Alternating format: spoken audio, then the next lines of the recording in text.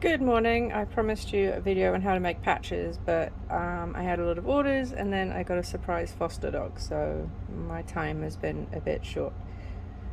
So before we start, I wanted to show you some of my designs because I want to talk about what makes a good patch. This is the one that we'll be patching out today. It's not my design, but it's a client's design, and it's actually a pretty good patch design because it has a lot of the elements that I think go into making a really successful patch, which is that it's balanced. The design is balanced. It is heavier towards the middle, which means you don't get any sort of weird puckering in the middle.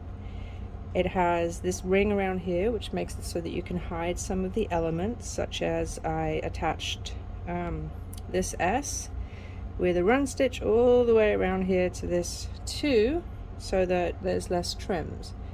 And that's one of the other things that goes into making a successful patch is the fewer trims, the fewer possibilities that you will have stitch breaks, and the faster it is for production. It takes a lot of time for your machine to tie off and then go and then start over again. So these are some of the ones that I've made recently, which is my desert animal collection, and these took a little while to make so that it is pretty balanced. This one was quite difficult because the white space is a little odd and it doesn't attach in certain ways, so you really have to make sure that when you're designing your patch or having it digitized for a patch, that you make sure that it's just a good design. It has good design elements, and that none of the patch is really stiff. There's no hard edges with a lot of tie outs.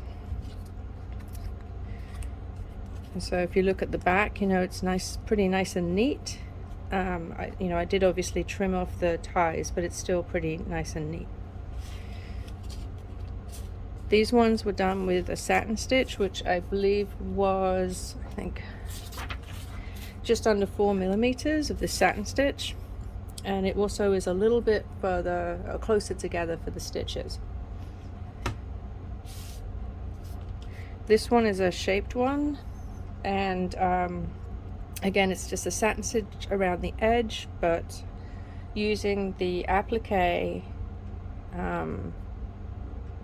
portion of the satin stitch applique, I put the fabric down and then cut around the tacking of the applique and then went on to finish it.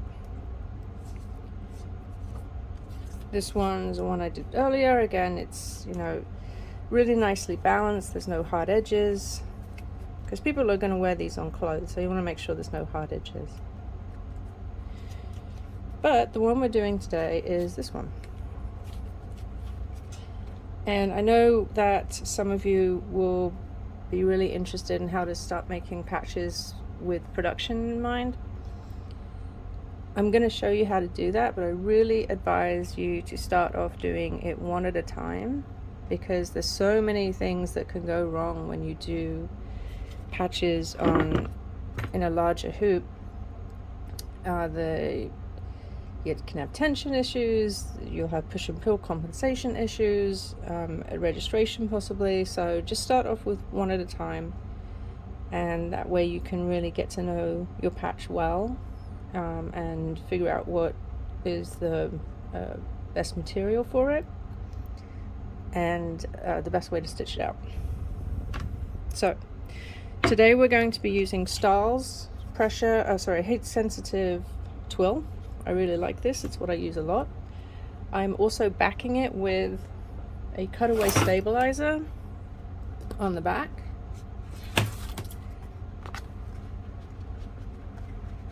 And that will go on top of the Badgemaster wash away stabilizer.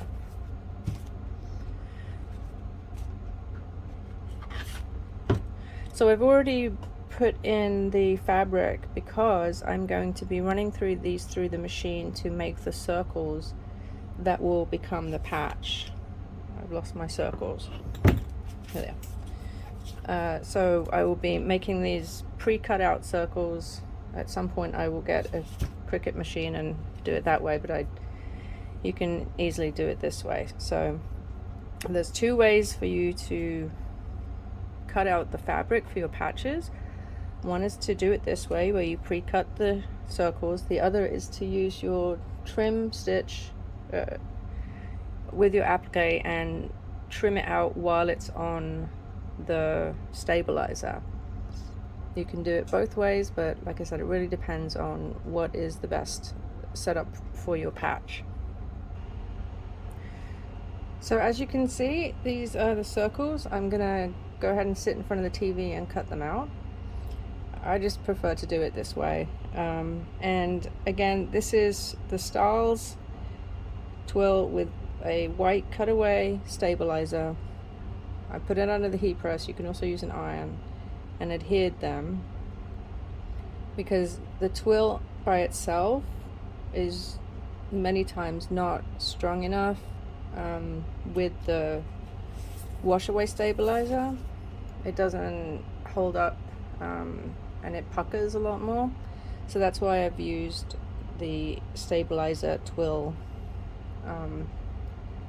as well as the badgemaster. Okay, now I have the circles cut out. We are now going to start the patch design. So I've hooped a piece of the Madeira badgemaster. You want it nice and tight, like a drum. And then I also put arrows on my hoop, because sometimes when you put the hoop in and you forget which way it goes round, and then you've kind of done it upside down and it all goes to hell. So that's why I put arrows on it.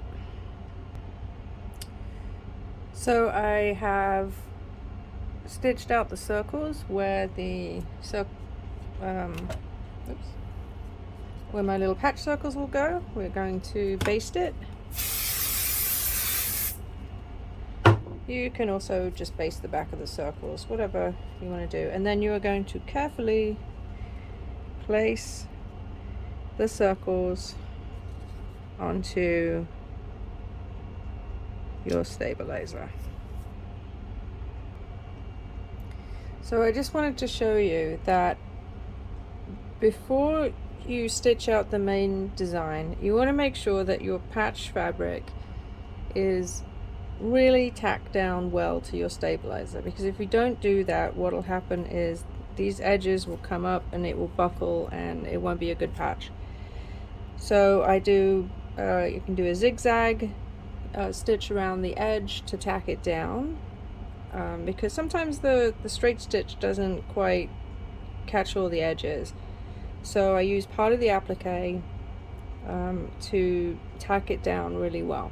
I'm going to actually not do the edging until the last part of the stitch design. You can do it beforehand. It really depends on the design. If you want to, like this one, I did it last because I want to cover up the edges of the owl. But if you don't have any edges you need to cover up, and when you stitch it out, it's fine to have the border done first. But it really does depend on the design. I can also take this opportunity to clean up some of the edges where it's poking out a little bit, so that when I stitch the edging, you don't see any of that. If I wasn't doing it pre-cut first, you could just lay your piece of fabric on top of your stabilizer, stitch around the edges, and then use your, why do I always lose them? Applique scissors to cut around the edges. If you don't have a pair of these and you're planning on doing patches, I highly recommend getting a pair. These are a pair of ginger that I splurged on. But they are wonderful for cutting around the edges of weird things, weirdly shaped things. And they're really invaluable to a patch maker. So now I'm going to start stitching the rest of them out. I think this one is about 170 minutes worth of stitching. I'll break in probably about the middle to show you some of the tips on how to make a patch production friendly and some other things. While that's stitching out, I figured I'd show you some of my beginning stitches, patches. I thought I'd save my really first one, which was absolutely terrible. But these were, I think, about a month or so after I got my 1 needle embroidery machine. So I was just doing 2 colors because switching threads was such a pain. But you know, these came out okay. They're on felt. Felt's very forgiving for starting to do patches, and I highly recommend just getting a pack of white felt and kind of maybe a pack of colored felt and just going from there. And like I said, it's super forgiving. You can put really light stabilizer on the back. Definitely get the high quality thicker felt though. And you know, the font shows up pretty nicely on it, and you can just use a hot knife on the edge if there's, you know, any overlap. So yeah, I mean, I started out doing patches about a year and a half ago when I got my single needle, and I just kept making them until I got better and better. So you know, you start humbly and then you work your way up like anything else.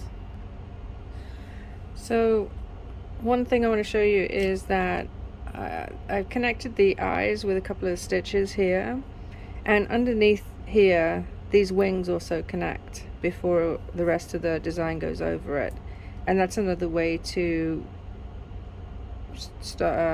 have as few as many trims as possible, because trims will slow down your production time and also make thread breaks happen more prevalently. Okay, they're all done, so you can just pop them out like so.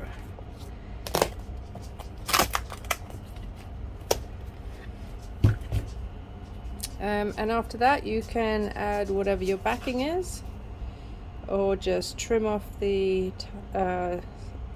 threads in the back. You can use a hot knife to go around the edges and trim it off and make it look nice and sharp. So that's about it.